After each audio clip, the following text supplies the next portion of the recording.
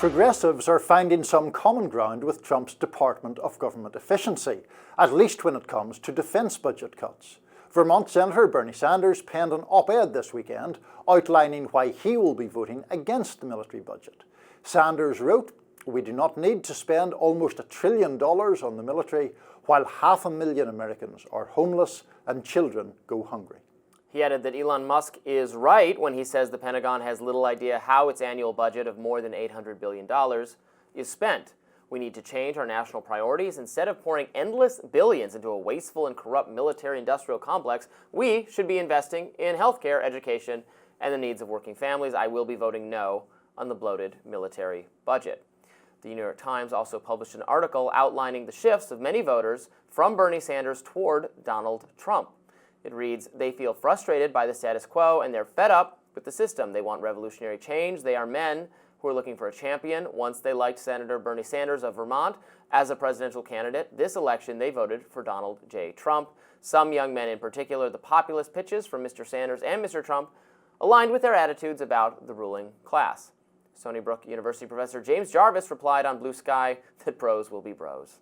Some are unhappy with his latest position. Activist Leah McElrath posted, "Does Bernie not understand that Trump and Musk have no desire to cut waste and fraud, but rather are seeking to privatize and profit from those expenditures even further?"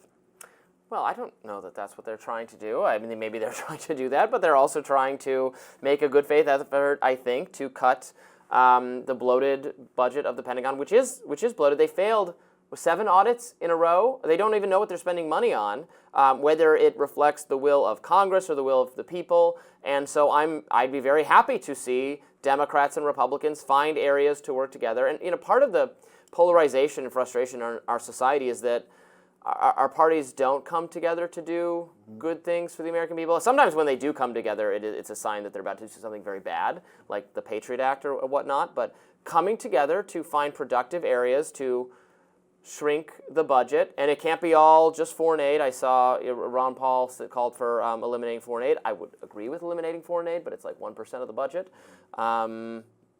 We got to find other areas to cut, but I hope they do that. In relation to the defence budget, I'd be fine with them cutting the defence budget. I do think that this is actually going to be quite a test of the incoming Trump administration, because it is... Because they'll face headwinds not to. Exactly, yeah, very serious headwinds from Republicans primarily, although of course anytime you make military cuts there's always this thing about no Congress person wants a military base in their district to be closed or whatever, right. And then you get into all of that issue. But look, I think it is interesting that there is at least nominally common ground in an agreement between people like Bernie Sanders from the left, and Ro Khanna, I think, has made similar comments, and then Elon Musk, who I'm skeptical of, but nonetheless, if he is genuine about cutting government to the extent that he says, it would require defence cuts, and so there's common ground there. We have military bases. You're right, it's difficult to do it because of pork barrel spending considerations. There are military bases. We still have bases all over the country, or all over the world, abroad.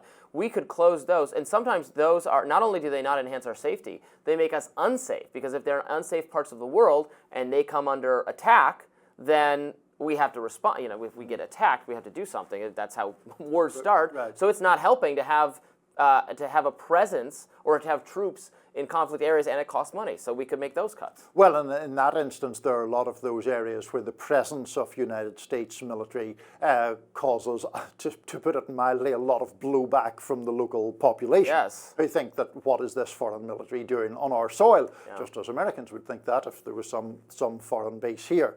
I do think that we're in a really interesting moment politically because of Trump.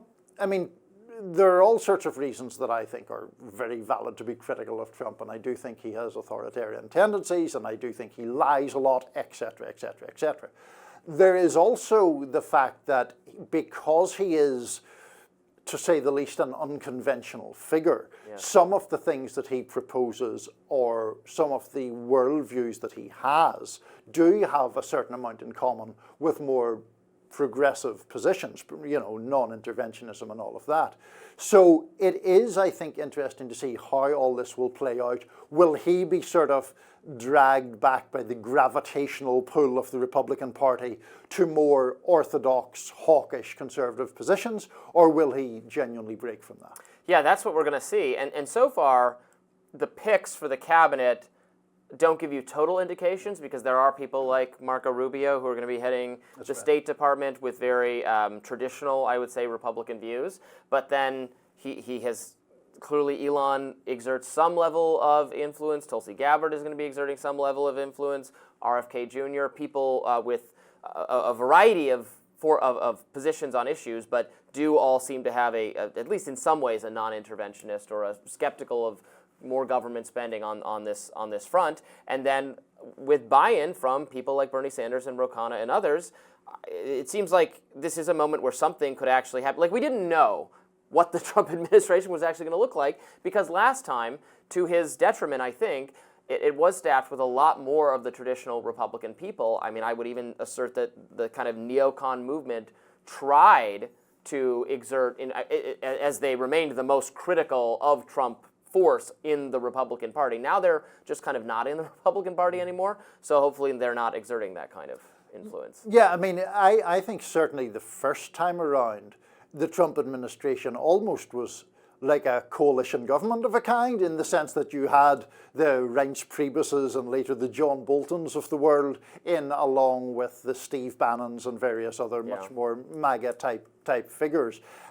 Pretty confident there won't be a John Bolton appointment or nomination coming this time around. No, I don't think so. So it will be more MAGA. Now, I think that there are very legitimate reasons to be concerned about that when it comes to someone like Kash Patel, who I think has sought to go after enemies or critics. But in the foreign policy and international sphere generally, I think it'll be interesting. Yeah, I'm more excited about Kash Patel than you are, although I don't like what he said about, going after journalists or that kind of thing. You know, I hope that's just bluster. If that comes to pass, I'll criticize it. But he's also talked about eliminating the duplication in the FBI in terms of intelligence gathering work the CIA is already doing, and there's no reason for the FBI to be doing it as well. That you could, you could get the agency more back on the task of just dealing with organized crime, violent crime, etc., not having this kind of national intelligence focus that has strayed from the mission and that other aspects of the government are doing. So I liked to hear him talking about that, and I hope that's what we're concentrate on, because that could be a money-saving thing and a less civil liberties violation. I mean, I think it's remarkable to have an incoming FBI director who has actually contempt for how the agency has treated Americans' civil liberties. That's a good thing to me. Now, I agree with what you said about him, but so I hope that's the direction we go. We shall see. We shall see. More Rising coming up right after this. Stay tuned.